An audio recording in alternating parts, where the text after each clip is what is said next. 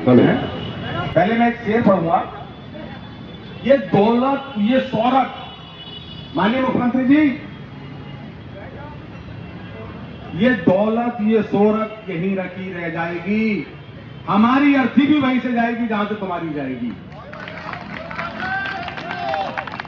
उपरालेखता जिंदाबाद, जिंदाबाद जिंदाबाद, उपरालेखता जिंदाबाद, जिंदाबाद जिंदाबाद, उपरालेखता जिंदाबाद। जिंदाबाद जिंदाबाद। जो उपनल की बात करेगा, उत्तराखंड में राज करेगा, जो उपनल की बात करेगा, उत्तराखंड में राज करेगा। जिंदाबाद जिंदाबाद, उपरालेखता जिंदाबाद, जिंदाबाद जिंदाबाद,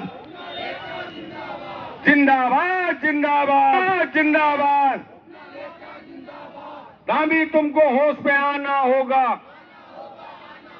दामी तुमको होश पे आना होगा, होश पे तुमको आना होगा, होश पे तुमको आना होगा। धन्यवाद साथियों। बड़े भाई मेरे मोहन नावत जी अभी कुछ दिशा निर्देश दे रहे थे।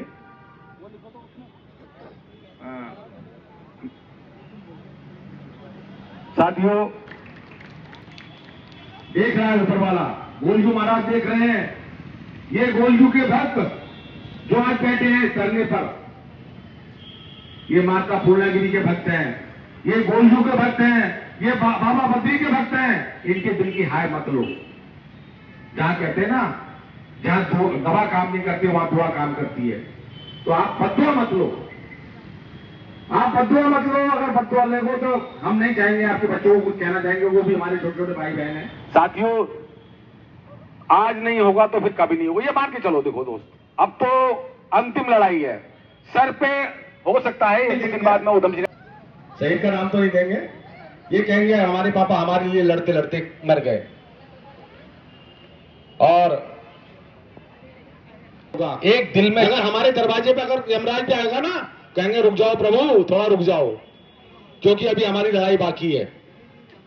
अभी नियमित नहीं हुए हम, और जिस दिन नियमित हो जाएंगे वो यमराज जी आप हमें ले जाना, हमें कोई परेशानी नहीं है। साथियों, अपने दिल की आग को ठंडा मत होने देना। अगर आपके दिल की आग ठंडी हो गई तो समझ लेना हम लड़ाई हार जाएंगे। कदम बहका ले, वो कोई दूसरा कदम उठा ले, तो अपनी लड़ाई को, अपनी आग को, अपने सीने के जज्बे को कभी बंद मत होने देना। ये आग हमेशा जलाए रखना, जब तक हमें निमित्तीकरण का लाभ ना मिल जाए तब तक। मिलेगा आज नहीं तो कल मिलेगा।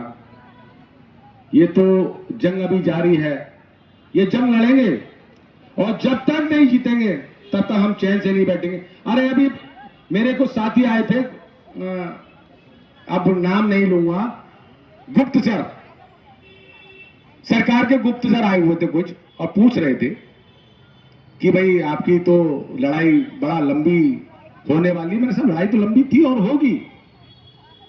आप ये सरकार को संदेश पहुंचा देना कि दिल में जो आग लगी है ना, वो कहीं ऐसा ना हो खटीमा तक पहुंच जाए। हमारा वादा है। साथियों, इसी क्रम में मैं अपने छोटे भाई महेश कुमार जी से कहूंगा कि अपने आगे विचार रखें और हमें अपने मार्गदर्शन से हम कैसे आगे जाएं, और हमें मार्गदर्शन बताएं कि हम आगे की लड़ाई कैसे जीतेंगे। छोटे भाई महेश कुमार जी को तालियों के साथ स्वागत कीजिए। धन्यवाद। आप सभी का इस बुद्ध पार्क में समस्त उपनल कर्मचारी जो महासंघ के बैनर तले इस अनिश्चितकालीन में हड़ताल में शामिल हुआ है, मैं उसका तहे दिल से धन्यवाद करना चाहता हूं, क्योंकि जब जब महासंघ ने हमें पुकारा है हमने उनका साथ कंधे से कंधे आखिरी दम तक दिया है। और अपने बच्चों के आगे जो रोटी परोसी जाती है उसको देखना आता है। ये लड़ाई हम कर्मचारियों की नहीं है, ये लड़ाई है हमारे अपने परिवार की, हमारे परिवार की भूख की, रोटी की और कपड़े की। आज जब 18-19 हजार रुपए हम लेके जब अपने घर महीने पे पहुंचते हैं तो हमारे बच्चे गांठ लगा के बैठे होते हैं कि अगर हमारी तनख्वाह में से कुछ पैसा बचेगा तो हमारे पिताजी हमारे अच्छी शिक्षा और हमारे अच्छे भविष्य की कामना करेंगे। लेकिन हमारे परिवार में भी पता है कि हमारे माता पिताओं की तनख्वाह कम है, जैसी भी तनख्वाह है वो हमारा पालन पोषण कर रहे हैं। तो मेरे को ये कहने का संकोच होता है बिल्कुल कि मैं अपने परिवार का उस कम तनख्वाह में और इस महंगाई के जमाने में पूरी सुविधा नहीं दे पा रहा हूं। हम ही लोग अपने खर्चे नहीं कर पाते हैं तो हम अपने बच्चों के कहां से खर्चे कर पाएंगे इतनी कम तनख्वाह में। इसलिए हम अपने लिए नहीं लड़ रहे हैं, हमारे तो हम अपने पीछे अपने बच्चों के लिए क्या छोड़ के जाएंगे, ये बहुत बड़ा दुर्भाग्य है हमारा। हमारा मरना जीतना जो भी इस लड़ाई में वो तो निश्चित है, वो तो होना ही है।